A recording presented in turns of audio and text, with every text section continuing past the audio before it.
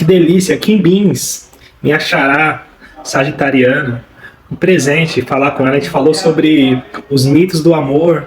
Ela trouxe um olhar assim da Afrodite, né? Ela tem todo um trabalho assim com o feminino aprofundado, né? Sobre o olhar da Vênus e tal. Enfim, foi muito legal. E aí eu trouxe o mito de Oxum, né? Eu lembro que eu fiz um estudo e tal. Foi muito legal, foi um papo agradabilíssimo, muito legal mesmo. Aqui uma querida. Inclusive a gente tem uma história legal, assim, a gente se conheceu numa live aí se afinizou, e aí trocou, vamos marcar um curso, vamos falar alguma coisa assim, dois empolgados, né, sagitarianos, e acabou que a gente não conseguiu, né, fazer um workshop, uma apresentação nesse sentido, mas ficou marcada assim a nossa conexão, sabe? Presente, você vai adorar. Quem é além de ser uma psicóloga, uma profissional assim, de primeira, você vai adorar. Vamos lá, Kim Beans. Muito animada, gente. Obrigada por quem está aqui com a gente. Nossa, o nosso encontro, né, Rodrigo, foi muito interessante, assim. A gente se encontrou numa live do Nando Guimarães sobre mitos e verdades do signo de Sagitário. Aqui, dois sagitarianos animados, empolgados. E na live tinham vários astrólogos sagitarianos, mas a gente se encontrou ali, né, tanto na questão da mitologia, eu trouxe um pouquinho da mitologia grega associada ao signo de Sagitário, o Rodrigo comentou um pouquinho sobre a mitologia iorubá, e a gente também se encontrou pensando da mesma forma sobre o amor, sobre o afeto na energia sagitariana.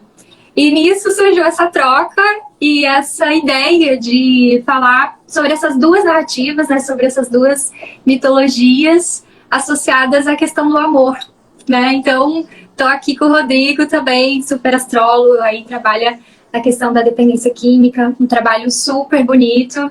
E estou aqui, tão honrada de participar dessa série de lives aí, super, como você falou, um acervo, né, de conexão aí com vários astrólogos, um super registro. Então, obrigada pelo convite. Para mim é um presente, assim, registrar, esse acervo mesmo. Falei com a Kim do Rio, sabe a Kim lá, aquela Kim? Falei com ela, está aqui registrado. Para mim é muito legal. E aí, falando disso um pouco, assim, eu não lido diretamente com o lance do relacionamento. Assim, o foco é a dependência química e como sair desses ciclos, né, dessas prisões e tal. Só que tem uma curiosidade, assim, eu tratei muito adictos, né, muitos homens, né, fui em muitas clínicas e tal, levei o mapa astral e toda essa linguagem, e uma coisa que é muito recorrente é a frustração amorosa como pseudo-desculpa para se manter ali naquela prisão do vício, pelo menos entre os meninos. Entre os meninos era, quando começava a falar da Vênus de relacionamento, um monte de marmanjo virava menino mesmo e contava os causos, as histórias, as decepções amorosas, as traições, as culpas e todo aquele processo. Assim, as reuniões sobre a Vênus eram uma das mais intensas, assim, cheias de causos, né, amorosos e tal, e é um ponto, né, não tem como a gente fugir disso, a gente necessita, né, relacionar-se, né, o relacionar-se eu acredito que seja não tem como fugir disso, né? É um aprendizado, né? A gente aprende se relacionando, né? Se lapidando e se encontrando com outro. A gente só sobrevive por conta disso, né? Até ter uma independência, a gente depende totalmente dos nossos encontros, né? O primeiro encontro com uma mãe, mas nós somos seres relacionais, né? Então, acho que por isso a importância de falar sobre essas deusas hoje, né? Sim. E aí, né, eu vou falar um pouquinho do mito iorubá, é o mito africano de Oxum. Oxum simboliza o amor, né, o amarelo, né, o ouro, né, essa... A gente é amarelo hoje, eu coloquei a orquídea aqui, que inclusive eu dei pro meu amor de presente. Eu coloquei aqui para simbolizar uma porta-bandeira, ela é toda linda essa orquídea. pingo de ouro, né? E é muito nesse lance de Oxum, né? Então, Oxum, aí a gente precisa separar um pouco. Assim, por exemplo, o olhar de Oxum aqui no Brasil é um arquétipo e a origem dela ela é um pouco diferente, assim. Depois que ela tem essa força aqui, né? Então, tem dois orixás, a gente pode dizer. Então, tem o Yorubá, que é uma nação africana, que tem sua origem ali na Nigéria, e que foi um dos pontos onde também foram mais escravos trazidos para cá. Então ali tem um templo, tem templos, né, de orixá que são guardados até hoje, e o mais velho é de Oxum. Eu esqueci o nome dela, teve uma moça da Europa, famosa, eu não lembro se ela era arquiteta ou designer, alguma coisa assim, e ela se apaixonou pelo mito, foi para a Nigéria para conhecer lá o templo de Oxum, e ela patrocinou a reforma, então ela deixou aquilo lindo. Uau, tem registros e fotos, né? É o mais lindo que tem, ela deixou aquilo lindo, assim, foi uma coisa assim que para ela foi um chamado. E você olha o templo lá, né, que é o templo mesmo, assim, né? Ele é rústico, só que sofisticado, assim, numa beleza, assim, que você olha e já se sente acolhido. Pelo belo, né? Pelo encanto mesmo, assim, das flores e todas aquelas cores, né? Inclusive tem um rio lá, que é dedicado ao Oxum, e é muito nesse sentido, assim, do amor, do acolhimento, do afago, das águas, né? E de todo esse acalanto. Aí, trazendo um pouco para a astrologia, eu acredito que esse lance das águas, essa coisa, assim, de amenizar acho que amenizar um pouco a água, a terra, sabe? Trazer essa sustentação mais fluida, né? Traz essa fluência para a terra, tira aquela coisa mais enrijecida e traz esse amor, esse acalanto, essa coisa mais doce, né? Mais suave, que é muito o que a gente fala dos elementos, né? Também da astrologia, né? E aí, para não fugir do assunto, em Yorubá, cada orixá tem uma saudação. Né? Então, a saudação de Oxum, na linguagem de Yorubá, que não tem uma tradução direta, é um chamado, né? Ora Yeyeo, né? Essa coisa assim de convocar o Oxum, né? Ora Yeyeo, essa coisa assim de chamar, né? De se conectar com a energia do orixá. Eu acho lindo, assim, que é um chamado, e todos os outros, cada um tem o seu. E todos os outros têm o seu, né? Nesse sentido. E aí, antes um pouco, eu acho legal também dizer que é o seguinte, assim, quando a gente fala de mito africano, a linguagem é uma linguagem não escrita e também não erudita. É uma linguagem mais de percepção e de sentimento, aquela coisa assim de sentir. E as Iabás, que são as mães, né, as senhoras, né, que eram sagradas, que são sagradas, né, muito nessa mitologia, elas passavam esse conhecimento sentada debaixo da árvore, né? Então tem aquela coisa assim da Iabá sentada e as crianças, os mais novos, em volta dela, ouvindo, né, as histórias e se enriquecendo ali com os mitos para conseguir ter essa direção. Né? Então é muito nesse sentido. Inclusive, tem a questão da batida. O tambor, ele simboliza a terra, simboliza o coração batendo no útero, ele dá a sustentação. Ele marca a música, né, o tambor, né?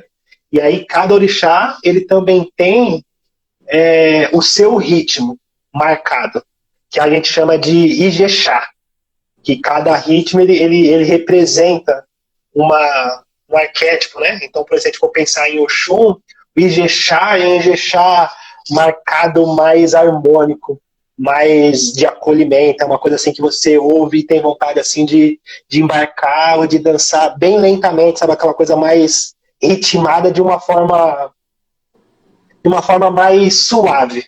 E aí, só para fazer um paralelo, se a gente for pensar no orixá Ogum, que é o deus da guerra, né, que também tem a ver com o lance de Marte, na astrologia, é um Ijexá marcado mais impositivo, aquela coisa mais um partido alto, né, é mais para cima, vamos, né, dá vontade de aquela dança mais agressiva mesmo. Então, Oxum, ela tem esse acolhimento desde sempre, né.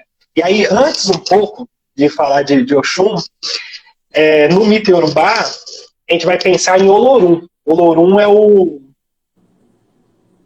grande deus, né? É o criador de tudo. Ele é Olorum. Olorum é o criador, o grande arquiteto de todo esse processo. E aí, Olorum, ele determinou as suas emanações, que são os orixás, né? Que criasse o mundo. Né? Criasse o mundo. E então, para dizer que assim, os orixás, eles são emanações desse grande arquiteto. Então, a gente vai pensar assim, Oxalá sendo o sol, o que traz a luz, né? Que traz essa coisa assim que a gente pode simbolizar como sendo Cristo também, né, no olhar do cristianismo, que é essa coisa assim do sol, essa luz do sol, né, o menino Jesus, essa coisa que eu acredito que cada um precisa buscar dentro de si mesmo. E os outros também são essas emanações. E Oxum, ela é emanação das águas, né? Das águas, dos rios, das águas, dos rios correndo, da vida, né? Dessa coisa assim, que trouxe para a nossa terra esse acolhimento, essa coisa assim de sem as águas a gente simplesmente não ia existir, né? Iemanjá é o mar, né? Dentro desse contexto. Então Oxum é filha de Iemanjá, né? E as águas que vai para o mar e traz todo esse processo. E aí, dentro do mito Yorubá, Oxum, ela teve praticamente relação com todos os outros orixás. A água, né? Ela acabou servindo de ensinamento para todos os orixás. Então, ela tem história com todos, né? E aí, no mito, eles vão contar uma história assim, por exemplo, o deus da guerra, ele se encontrou com a água e ali ele conseguiu ter compaixão, ele aprendeu o que é compaixão através de Oxum, né? E um dos mais, não sei se é o mais emblemático, mas o que eu mais gosto é a relação dela com Xangô, que é o deus da justiça, né? É imponente, né? Deus da justiça, ele era um rei, né? Tinha o seu reinado e tal, e várias mulheres. E Oxum trouxe para ele o amor verdadeiro. Através das águas de Oxum, ele encontrou o amor verdadeiro, né? Que ele não tinha encontrado, né? Então foi aquela coisa assim. Tem até uma história bonita que teve uma das guerras, ele perdeu o reinado dele. E aí, com vergonha de ter perdido, ele meio que se exilou. Falou assim: não, vou me exilar. Abriu mão de toda a riqueza dele e se exilou assim. Foi uma questão de vergonha mesmo. E Oxum, sabendo disso, já tinha encontrado ele antes, ela foi com ele. Né? Ela abriu mão também da riqueza dela e foi com ele. Ele não acreditou que ela ia ser capaz de fazer isso. E ela foi capaz de acolher ele sem nenhuma riqueza, sem nada. Era simplesmente o fato de acolher, de estar junto, né? E aí, até dentro dessa história, diz que eles não tinham riquezas e ela andava cheia de ouro, de corrente, coisas assim que tinham valor. Ela foi se despindo dos seus apetrechos, né? Para conseguir ter sustento, né? Para ela e para Xangô. E aí ficou que ela só sobrou com o vestido, né? E esse vestido ela vestia de dia, à tardezinha ela lavava no rio, estendia, colocava para secar e só usava esse vestido, né? Acabou também perdendo a vaidade, né? E aí também conta a história que através desse processo o vestido ficou amarelo, daí a cor de Oxum, né? Também pela questão desse abrir mão, né? Desse ego por um amor sublime. E aí uma história bonita, né? E aí depois Xangô trouxe ela pro reinado dele e entre as mulheres ali, ela tinha uma disputa com as guerreiras e ela é tida assim como sem valor, porque ela não é da guerra, ela não é da briga. Ela é do afago, ela é do aconchego, ela é do acolhimento, ela é da beleza, do brilho. E conta a história ainda que ela ganhou várias guerras entre vários reis, entre várias guerreiras, simplesmente com o seu encanto, com a sua beleza. Com essa coisa que é muito da Vênus, né? Né, Kim? A sedução. Eu também, assim, fui inspirada pelo Rodrigo aí a olhar um pouquinho para o Oxum. Sou, por enquanto, apenas uma curiosa e do pouco que eu descobri dela, me chamou muito a atenção disso, né? Que ela tem essa força da compaixão, mas ela junta com esse poder da sedução. E vários deuses, eles sempre riem dela, né? Quando está acontecendo algum problema, ela sempre se dispõe a resolver aquele problema e todo mundo ri dela, porque acha ela mimada, vaidosa, jura, né, que logo você vai conseguir fazer isso, né? E ela, então, através desses encantamentos, desse poder de sedução, da dança, é quando ela conquista as pessoas e faz essas pessoas fazerem o que ela quer, o que ela deseja. Mas que em Oxum, muitas vezes o que ela quer e o que ela deseja está em função de algo que é maior do que ela, né? E isso acho que é muito bonito, onde que entra essa questão da compaixão. Então eu achei super bonito, assim. E quando você fala que dessa questão da música, né? Até para comentar para vocês, a gente queria trazer uma música para vocês sentirem um pouco da Oxum, mas a gente ficou com medo por causa dos direitos autorais, aí de repente ia bloquear aqui nosso encontro, né? Mas de repente depois eu pode deixar um link aí para vocês escutarem, se conectarem com essa energia, e a gente achou muito pertinente, né, com essa Vênus em Peixes, que vai fazer um mergulho profundo aí no encontro com Netuno e Júpiter no céu, poder também trazer essa deusa do amor, né, que está tão conectada com qualidades associadas a esse signo de Peixes. Aí só comentando um pouquinho sobre essa questão da linguagem, né, que essas narrativas dos orixás, você falou que muitas foram levadas muito oralmente e muito recentemente registradas, né, mas eu gosto de pensar a questão da mitologia como a mitologia ela é uma via de acesso para o nosso inconsciente, né? Então, assim como Freud falou, né, que os sonhos eram uma via de acesso para o inconsciente, a mitologia ela também é. E quando a gente então está trabalhando com astrologia, olhando para o mapa é uma potência simbólica, né? A gente trabalha com símbolos. E a mitologia, ela enriquece muito os nossos símbolos. Então, quando você vai entrando numa história, é isso. Em vez de a gente falar sobre o amor em termos de hormônios, ou né, essa função narcísica do objeto, em vez de a gente falar de termos tão abstratos, a gente traz uma história. E, por exemplo, em relação a Afrodite e Vênus, né, que é em relação a essas narrativas greco-romanas, a gente teria justamente uma pessoa que é tocada por Afrodite, ela é arrebatada por essa deusa do amor e fica sem dormir. E então é uma história que acessa a nossa criança interior. E a gente compreende, então, essa linguagem de uma outra forma, né? Então, acho que nisso... qualquer narrativa sagrada, e eu gosto muito de usar esse termo, porque mitologia às vezes fica num lugar de algo que não tem valor, né? Mas aqui é algo que tem muito valor, tem valor psicológico, né? Então a mitologia como uma linguagem psicológica de acesso ao que de mais potente a gente tem dentro da gente. Então, às vezes, até se a gente está falando de termos muito técnicos, astrológicos, a pessoa pode até se perder ali do que está sendo dito, mas quando a gente conta uma história, ela se envolve, ela se percebe, ela se enxerga. Então, o mito, ele tem essa potência, né? Tem ali os arquétipos presentes em todos os tempos e em todas as culturas. Então, se com a astrologia a gente se aprofundou um pouco mais na mitologia greco-romana, isso não quer dizer que os símbolos astrológicos estão presos a essas mitologias, né? Inclusive, eu sinto que a nossa sociedade, em grande parte, ela é dividida, né, nessa parte de uma cultura intelectual greco-romana e uma cultura religiosa, grande parte, né, judaico-cristã. Então, a gente fica muito com essas narrativas, mas na medida em que a gente amplia também para outras narrativas, a mitologia iorubá, mitologia nórdica, enfim, todos os contos de fadas, todas essas histórias, né, elas têm muita potência de a gente acessar aquilo que está presente em todas as culturas. Então, falar um pouquinho sobre essa deusa do amor, né, que está presente aí em todas as culturas.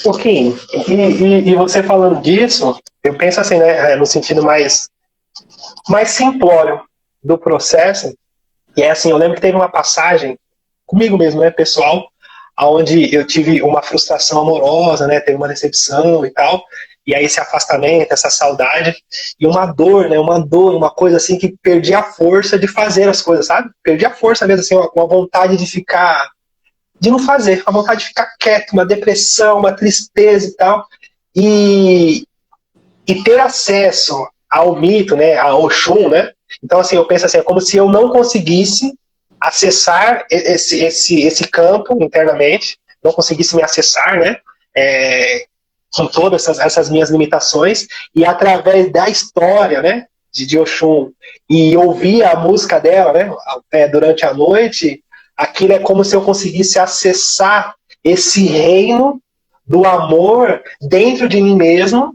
e aí eu deixasse de buscar essa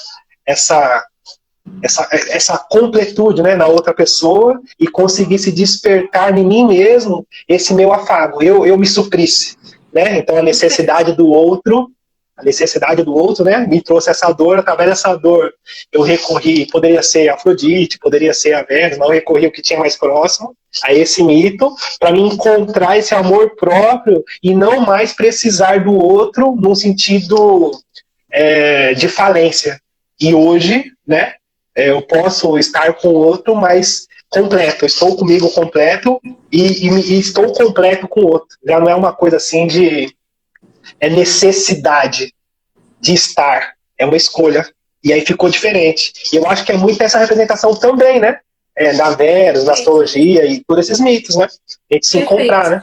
Porque até assim, nesse meu aprofundamento, né, eu tenho feito um aprofundamento sobre o feminino na astrologia.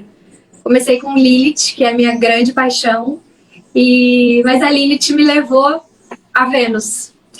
E é interessante, porque a Lilith, a gente conhece ela muito nessa narrativa judaico-cristã, né, do Jardim do Éden, só que ela aparece muito antes disso. Lá nas mitologias sumérias, ela era um braço de Inanna, que é uma das deusas mais antigas, representativas das deusas do amor, né? Então, a Lilith aparecia como uma face de Inanna, né? E quando você vai estudando tudo isso, você vai vendo que Inanna se transforma em Ishtar, que se transforma em Astarte, que se transforma em Afrodite, que se transforma em Vênus, né, romana. Então, todo esse sincretismo que vai acontecendo nessa narrativa.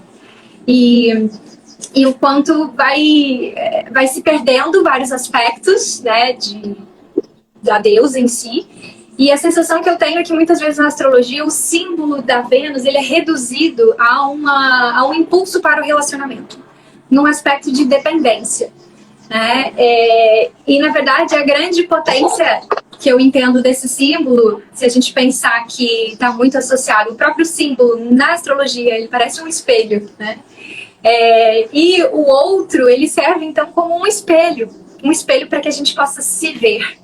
Vênus fala daquilo que a gente é atraído e que, na verdade, faz com que a gente consiga ver o que é nosso.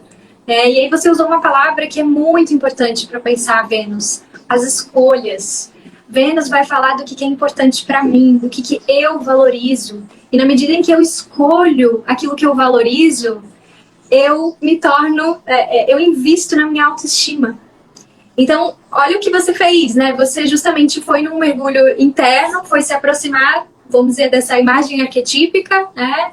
Da deusa do amor, através de Oxum, através da música, e foi se nutrir disso, porque a Vênus, é claro que ela tem essa potência harmoniosa, mas se a gente vai para as narrativas, ela sempre sabe o que ela quer. Ela é uma deusa que sabe o que quer. Por isso que eu acho até engraçado pensar que ela é considerada, né, fraca em Áries, por exemplo. Porque se ela é uma deusa que fala das escolhas, que fala de a gente poder afirmar, né, aquilo que a gente realmente deseja e se deixar ser atraída por isso, e isso nos dá autoestima, uma Vênus em Áries sabe muito bem o que quer. Então para mim faz muito sentido essa ampliação, né, do símbolo de Vênus através dessas narrativas para sair dessa força de Vênus pensada apenas como um impulso para o relacionamento, um engrandecimento do outro em detrimento, né, da minha própria autoestima e do meu próprio valor. E isso... Você sabe que... Fala. Desculpa. Mas você sabe que uma dos símbolos da Vênus também é o espelho. Ela tá sempre com um espelhinho assim, né? Que é justamente isso que você falou. E que também é um símbolo de Oxum, né? Não, eu quis dizer isso, que o símbolo de Oxum é o espelho. Eu falei Vênus, mas é Oxum. Isso, e também é um símbolo de Vênus, né? Sim, que é esse processo de se olhar, né? De através do outro, você ser capaz de encontrar a si mesmo, né? E na teoria eu acho que fica muito mais fácil, né? Porque quando a gente está ali se relacionando, é aquela coisa de se atritar com o outro, né? Se atritar e através disso se encontrar, né? Acho que é isso, né? Se lapidar, né? E você falou agora do espelho, eu lembrei de uma história dessas que eu vi da Oxum, que me lembrou muito uma história de Afrodite e Vênus, né? que é uma história que ela tem um quarto cheio de espelhos, e os espelhos parece que são feitos de concha, nessa versão que eu vi. Achei bonito, porque tem essa questão realmente da relação com a água, né? E aí um dia, uma outra divindade, né, Oiá, parece que entra nesse salão, nesse quarto, e descobre os espelhos de Oxum, e se descobre linda, né, maravilhosa. E até talvez mais bela que Oxum. E aí a Oxum vira uma Oxum vingativa. E nessa vingança, ela faz toda uma vingança lá com a Oiá. E aí vem alguma outra divindade, que agora eu não vou saber o nome certo, né? E meio que fala pra Oxum assim, olha só, isso aqui não tá legal não, hein? E aí acaba transformando Oiá numa orixá, que ela não era ainda uma orixá, e, enfim, não tenho tanto esse entendimento. Mas isso me lembrou muito a história de Afrodite e Psique, né? A Psique, que era uma humana, que era tão linda quando Afrodite foi cultuada como deusa na Terra, e aí a Afrodite vira super vingativa e manda lá todo um castigo para ela, que se transforma em toda uma história lá de amor da Psique com o filho de Afrodite, né, o Eros. Mas, e aí nessa luta por esse amor, a Psique passa por várias histórias dificílimas. Então a Afrodite, ele mostra sua cara mais também vingativa e nesse lugar da inveja, né? Quem ela pensa que ela é pra acharem que ela tá, né, se compara comigo, logo eu, a deusa da beleza, né? Então eu achei enfim, né, essa coisa de como as histórias, elas têm elementos, né, que vão se aproximando. Então, na hora que eu conheci essa história, eu falei, nossa, me lembra muito Afrodite e Psique. Mas uma coisa que eu ia comentar é que quando a gente vai para esse processo também da escrita, né, o que acontece com a escrita? A história é contada sempre pelos vencedores, né? E na hora que aquilo vai sendo escrito, as narrativas vão mudando, elas vão sendo transformadas. E a gente tem acesso àquilo que ficou. Então, essa Vênus, Afrodite Vênus, né, ela tem duas histórias de nascimento. Uma delas, que é a mais conhecida, né, é aquela Afrodite de Botticelli, né, que ela nasce da castração de Urano, Saturno castrando Urano, e desse esperma, então, que voa pelos ares e cai no mar, nasce a Afrodite, né, Afrodite a espumarada, né, essa mistura ali do sêmen com o mar. E aí ela nasce numa concha, toda linda, toda bela. E no banquete de Platão, ela é associada, então, a uma Vênus urânia, né? Uma Afrodite urânia, o amor celestial, o amor às ideias, né? Algo que está muito mais no campo intelectual, do amor ao conhecimento, e que é considerado mais elevado. Só que tem uma outra Vênus, que foi muito esquecida, e ela é filha de Zeus com Dione. E é bonito, porque aqui você tem uma relação mesmo, né? Um deus e uma deusa. Inclusive uma deusa que foi super esquecida. E que no próprio nome dela, né?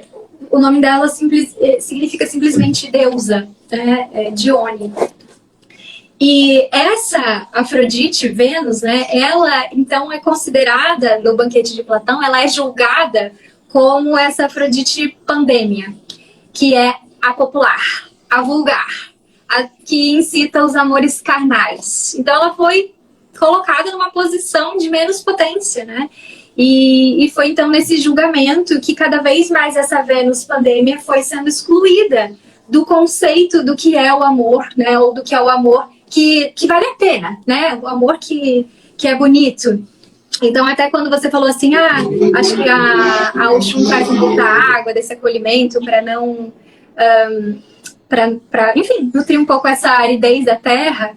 E a gente tem que lembrar que a terra, né, ela é um elemento associado a esse feminino e que ela foi explorada, né? Então, se hoje ela é árida não por ela, não pela potência dela, né, mas pelo que foi feito dela. Então, me vem muito essa questão dessa Vênus pandêmia que está associada exatamente com o signo de Touro. Então, o touro, que é essa terra fértil, né? Esse signo que simboliza o auge da primavera, um momento de maior exuberância da natureza e que tem ali essa potência realmente associada ao corpo, aos sentidos, ao toque, né, ao perfume das flores. Então, quanto essa dimensão que em outros momentos, na própria Grécia, né, foi muito cultuada. Então, achei legal que você foi falando também disso, né, que a parte iorubá no Brasil é de um jeito, em outros lugares é de outro. É isso, né? A mitologia é viva. Então, dependendo do lugar onde aquela potência daquele deus ela é cultuada, aquele deus resiste, né? Ele vive. Tanto que na mitologia grega também, né? Quando começa essa Grécia clássica, que a gente conhece muito, uma deusa muito cultuada é a Atena, né? Essa deusa da inteligência, que nasce da cabeça do pai, guerreira, estrategista, né? Esperta.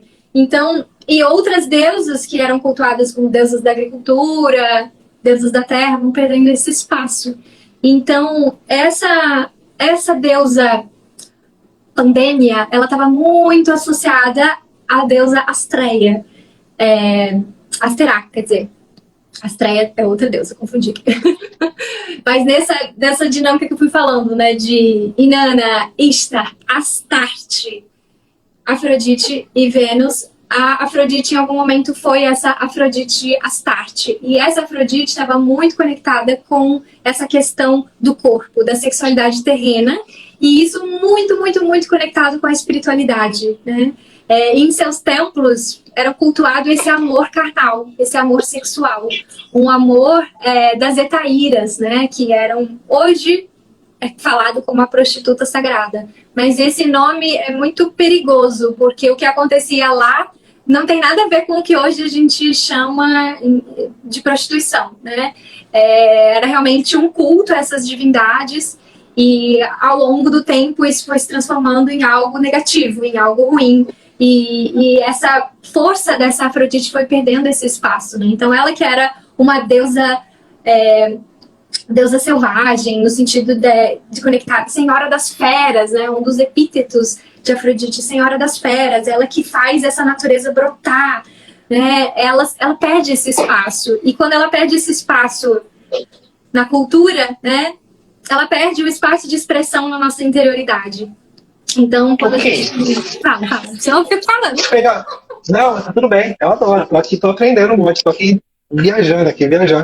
Até relaciona, eu tava pensando assim, duas coisas, né?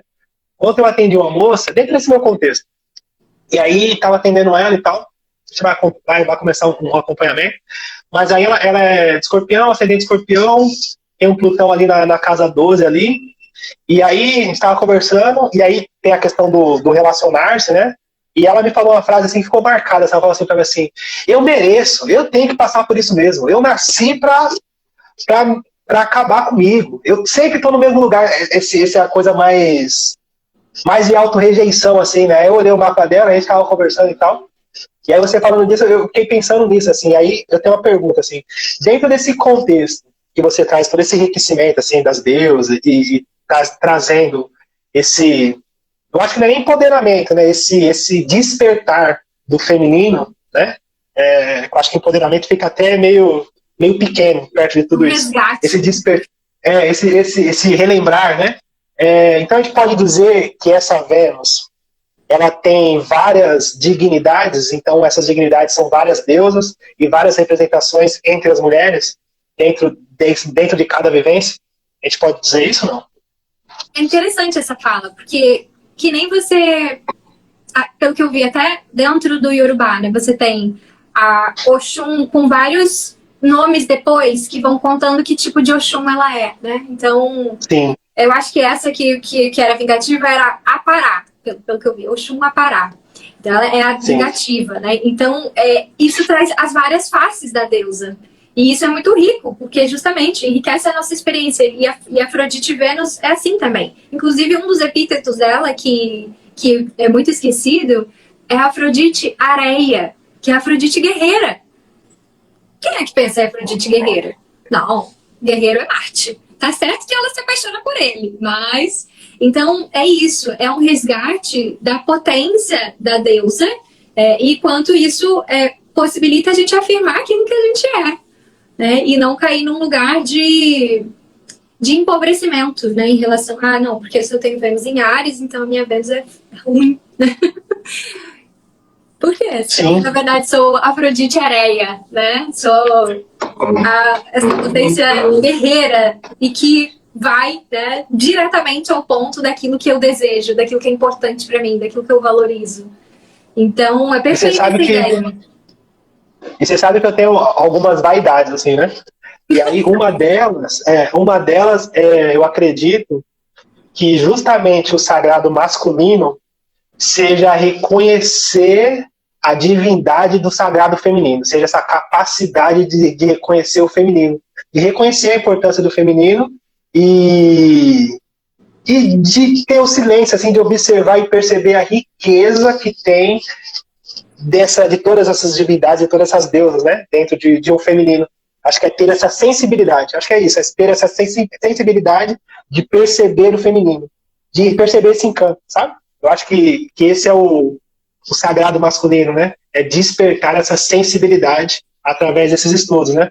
Por isso que eu sou muito seu fã, assim, nesse sentido. Eu fico olhando, outro dia eu vi você fazendo uma live, e eu vi você contando a história da Lilith por uma versão de Eva, né? Antes da Eva que era expulsa, uma Eva que antecede, né? Que aquela. Eu fiquei olhando aquilo.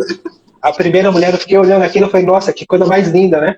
E aí perceber essas divindades nas nossas relações, mãe, irmã, nos relacionamentos, né? Na minha filha, no meu amor hoje e tal. Perceber isso e saber lidar com isso, que é uma dança, né?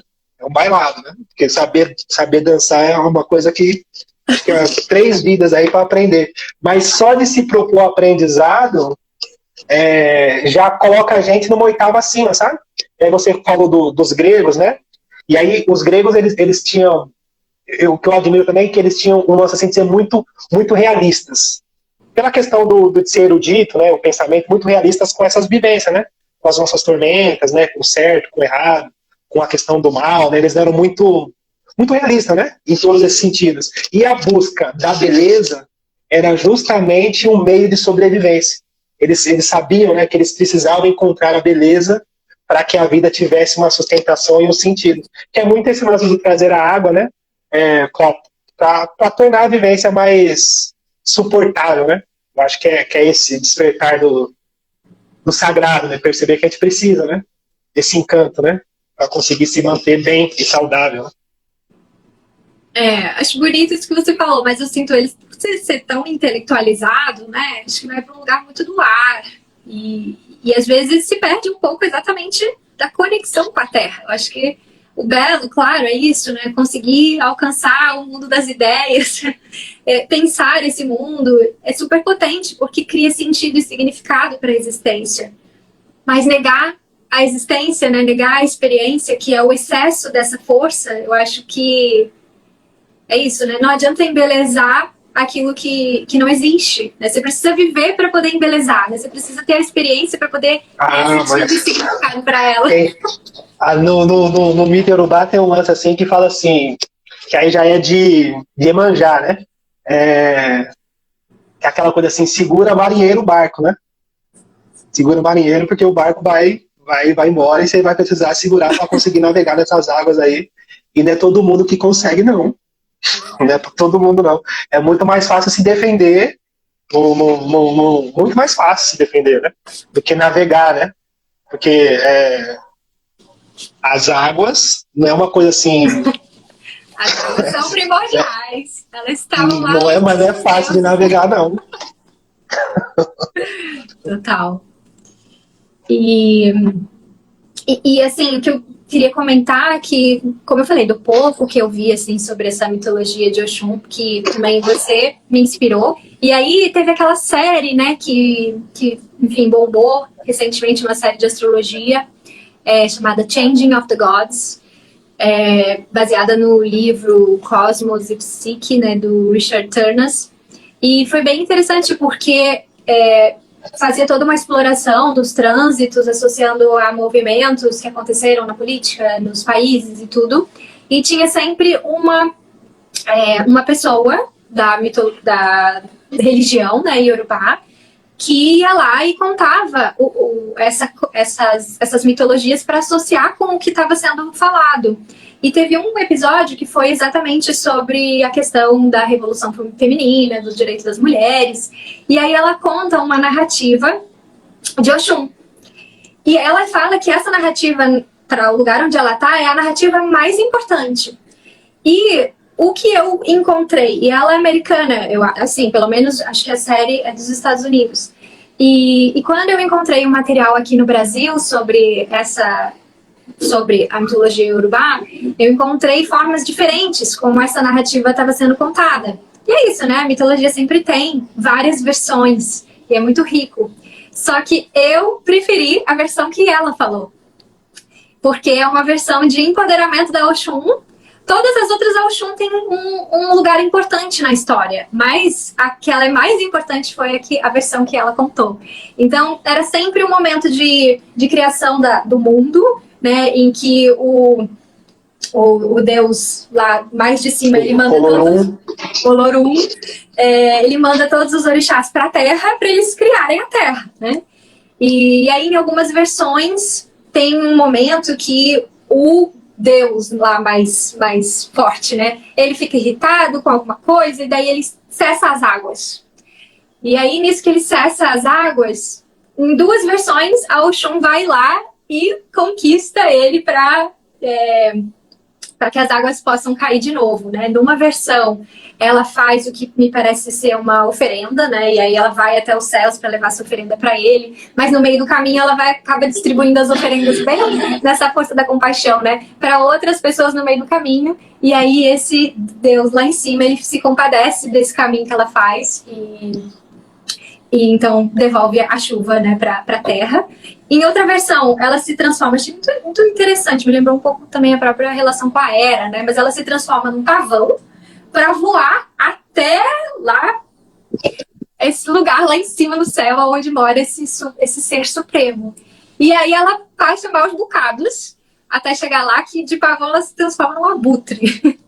E aí, enfim, em homenagem também compadecido aí também de todo esse esforço dela, né? Ele devolve as águas.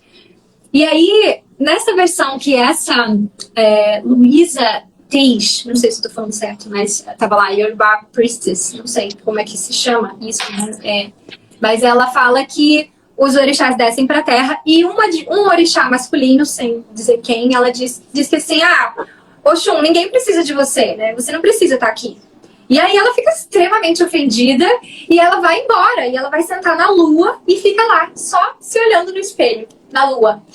E, de repente, a água da terra começa a secar. E nisso que a água da terra começa a secar, eles não conseguem produzir nada, né? A terra não cresce, não dá para construir nada. E aí os deuses reclamam lá os orixás reclamam pro ser supremo. Poxa, você manda a gente aqui pra terra pra gente construir as coisas, a gente não consegue construir nada sem a água. E aí esse ser supremo vai lá e fala, mas tá faltando alguém. E aí esse orixá masculino fala, olha, tá faltando Oxum, mas quem precisa de Oxum? Ou seja, quem precisa de amor, de sensualidade, de compaixão, da água? E aí o ser supremo fala, olha, eu vou convocar ela aqui. E vocês peçam desculpa pra ela, né? E aí ela chega, ela volta, sai do seu conforto lá da lua, onde ela tava, se olhando no espelho. Ela chega, ela fala que eles ofenderam ela. E aí todos os orixás pedem desculpa pra ela. E ela fala, tudo bem, eu desculpo vocês, mas que isso não se repita. E aí as águas voltam a fluir. Então eu adorei, porque acho que traz um outro poder assim para ela, sabe? Naquilo que é a força dela, que são essas águas doces. Então me remeteu um pouco a essa ideia, né, de que a narrativa às vezes vai se transformando, porque é isso, né, vai sendo espalhada pelo mundo. Sim. E eu gosto de dar essa prioridade para as divindades femininas. Eu gostei mais dessa versão. Eu acho que essa é a grande riqueza dos mitos, né? E aí você sabe que aí falando dessa mudança de lá de Yorubá para aqui para o Brasil, aqui no Brasil a Oxum tem a conotação de Nossa Senhora, né? De Nossa Senhora já no sentido de acolhimento dos povos, né? Essa coisa assim dessa misericórdia, né? desse amor, dessa coisa, desse afago para o sofrimento humano. E aí esse mesmo mito que você contou, tem uma versão dele, parecida um pouco, né? Que esses orixás, que são intermediários, né? Entre Olorum e os povos aqui na Terra, tem as divindades, né? Que são esses orixás. E aí aconteceu isso, o Olorum foi lá e falou, não tem mais água e tal. Acabou, né? Vocês não merecem. E aí todo mundo tenta, né? O Olorum fala assim, ó, né? Todo mundo tentou, e ninguém conseguiu, ele não ouviu ninguém. E o Shun apareceu e falou assim, eu consigo, eu vou lá falar com ele. Todo mundo riu dela, falou, não, você não vai conseguir. A gente foi Xangô, foi Logo Ogum, foi você, todo mundo lá, você, né, vive no espelho aí se olhando e tal. você é fútil, medrosa. E, né, não tem serventia nenhuma, e ela consegue chegar lá, e inclusive na versão que eu vi, ela justamente se transforma numa ave, e tem toda essa trajetória mesmo. E quando ela chega lá, a diferença é que ela não pede por ela pede pelo povo, sabe? Assim, ela fala assim, não é pela gente. Porque, na verdade, o Olorum, ele tá bravo com os orixás pela questão do ego, pela questão da vaidade, que, de repente, eles passaram a se achar melhor que o Criador, né? Por toda essa questão, né? Fazendo essa questão. Né? E aí, Oxum, né? E aí o Olorum argumenta e fala assim, não, o que eu quis com essa criação não foi isso, né? Acabaram que se desviaram do caminho. E ela olha bem para ele assim, mas não é por nós, é pelo povo. O povo precisa da água, né, para colher, para todo esse processo. Então ela intermedia, né, essa intermediação perante ao Olorum, perante a Deus, pelo povo, né, intercede pelo povo. E daí uma versão também parecida com Maria, né, que intercede, né, essa coisa assim, desse acolhimento dos povos, né, essa coisa assim, Maria olhar por nós, né, o nosso sofrimento, né, intercede por nós perante ao Pai, que a gente não aguenta mais sofrer, né, tem essa questão da misericórdia, né. Então tem essa questão que é muito, eu acho muito uma questão assim desse amor pelo outro, né, essa coisa assim do acolhimento que também é uma dignidade feminina, né. Não que o homem não tenha, né, mas mulher é muito essa questão assim de ter esse olhar mais humano, né. O homem tem essa coisa da guerra, da briga, de achar que é melhor que o outro, mas a mulher tem essa coisa humana, né? Eu acho que teve uma época que a gente era governado pelo arquétipo feminino, e eu acho que a gente era muito melhor, assim, enquanto seres humanos, a gente era muito melhor. E agora tem essa coisa aí, né? É isso, né? E acho que uma coisa que me tocou, assim, quando essa mulher, né, contou essa versão, ela falou assim, isso é o que acontece, é muito perigoso, né, quando a gente abandona, quando a gente deixa o Shun abandonar o lugar onde a gente está, né, porque é quando o amor vai embora, e aí a vida seca, né, então que a gente possa, né, manter viva, que a gente possa fazer essa divindade voltar, né, seja dentro de nós, seja né, no ambiente onde a gente está, que a gente possa resgatar essa potência, né, dessas deusas do amor, seja qual for o caminho que a gente se conecta mais, né, e acho que a astrologia traz muito isso, essas deusas que estão dentro de nós, de todos nós, inclusive dos homens, né, então acho que a astrologia nesse sentido nos traz esse acesso também a algo que é pessoal, que é arquetípico, né? Mas que está dentro de nós, né? Então poder acessar essa força dentro de nós. Kim, uma outra dúvida.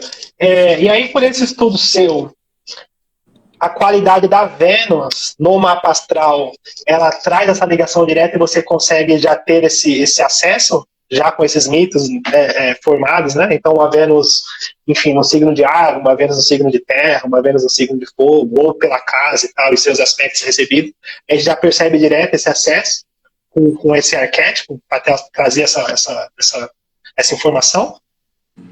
Na verdade, a gente, cada mapa, né, único, então vai contar uma história dessa deusa, como é que ela está relacionada com os outros deuses. Aqui a gente está exatamente falando dessas narrativas. O Shun brigou com um deus, se apaixonou por outro, né? Então a gente tem essas narrativas dentro de nós, e aí cada mapa vai nos contar qual é a história associada, né, àquela pessoa. Então, quando a gente tem a oportunidade de conversar sobre isso, primeiro, através de uma de uma narrativa, né? Você consegue levar isso para a pessoa num nível que é menos intelectual e é mais psíquico, né? Então, a mitologia como uma linguagem da alma. Então, a gente consegue acessar num nível que é interior. E depois, realmente, poder dar sugestões mesmo. Vou dizer assim, sugestões terapêuticas, porque aí o signo, a casa, vão nos dar a possibilidade de dar orientações para a pessoa de como ela vai ao encontro daquela potência nela mesma, da vida dela, né? Mas eu gosto muito de uma psiquiatra junguiana, uma psiquiatra e analista junguiana, Jean Shinoda Bolen, que é onde eu também mergulho muito nos meus estudos. E ela tem um livro que ela fala sobre esses mistérios do feminino. E ela fala o quanto a mulher hoje, ela tá... Por mais que ela faça as questões associadas à deusa, por exemplo, ela menstrue, ela engravide, ela tenha relações sexuais, ela tá desconectada da deusa, no sentido da espiritualidade. E é por isso que eu friso muito essa Vênus pandemia, que é essa Itaíra, porque ela é a conexão do corpo com a espiritualidade, né? Então aí entra essa junção da terra com a água, que a gente veio falando ao longo desse encontro. Então, e ela comenta que isso se dá pela perda dos rituais. A gente perdeu os rituais associados ao culto ao feminino. Então, a primeira menstruação, a primeira relação, o casamento sagrado, né? Você falou do masculino sagrado, bom, isso dá papo para outra live, né? Mas o hierogamos, o casamento sagrado. Então, a gente perdeu a conexão com esses rituais. E uma forma de a gente se reconectar com esse lugar de materializar o espírito, né? E de espiritualizar a matéria, trazer essas divindades, não só ter a experiência física, mas poder trazer a experiência espiritual, psíquica de tudo isso, é voltar aos rituais. Que legal. Que legal. Voltar ao sagrado, né? Voltar ao sagrado. Voltar ao sagrado. Voltar ao sagrado. Coisa mais linda aqui. Eu ficaria aqui com você o dia inteiro aprendendo. Né? Tô cheio de dúvida aqui, né? Ficar o dia inteiro trocando com você, é uma delícia. Eu, assim, sou muito grata a você, porque você me inspirou a olhar um pouco para essas outras narrativas, né? E acho que, da mesma forma que a gente explora os contos de fadas, a gente vai no sentido de explorar várias narrativas, todas elas são muito enriquecedoras. E aí a gente está aí com essa Vênus em Peixes no céu. Eu achei muito lindo a gente poder falar sobre essa versão dessa deusa do amor que está tão conectada com as águas, né? Sim, sim, sim. Ô Kim, fala aí pra gente aí, deixa registrado o que você está aprontando, seus atendimentos, curso, o que você está... Faz o chamado aí. Eu tenho esse amor por esse estudo do feminino, então eu trabalho isso muito nos meus atendimentos. Eu também nem cheguei a entrar hoje, mas pensar nesse trio, né? Lilith, Lua, Vênus. Vênus como essa deusa alquímica que integra tudo isso. Então tudo que a gente foi falando dessas várias faces da deusa. E então nesse momento eu dou aulas, mas como professora da escola Cláudia Lisboa. E nesse momento não estou com nenhum projeto específico ainda de outros cursos ou, enfim, workshops, mas eu fiz um curso sobre as deusas celestes com a Sol Devanita na Lotus Ritual, e a gente vai começar outra série de lives aí sobre Lilith. E a gente fez uma série de lives sobre Vênus em todos os signos, que foi essa dança celeste que aconteceu. E agora a gente vai iniciar outro estudo de Lilith, e disso deve sair algum projeto também. Que legal, que legal, que legal. Obrigada. Enfim, te agradeço. Vou falar um pouquinho aqui do meu trabalho também. Te agradeço, linda demais. Muito respeito pelo seu trabalho. E é isso, né? Acho que é esse encanto a gente poder trocar e alcançar mais pessoas e crescer, né? Trocando e vai crescendo. Acho que é isso. Agradeço muito a oportunidade. Né? Vamos enriquecer essa arte. Eu acho, sim. Eu acho que a gente precisa, né, dessa cura. Essa cura é necessária. E é isso. Beijo, Kim. Obrigado. Tá bom. Obrigada. Um beijo. Beijo, pessoal. Foi lindo demais. Tchau.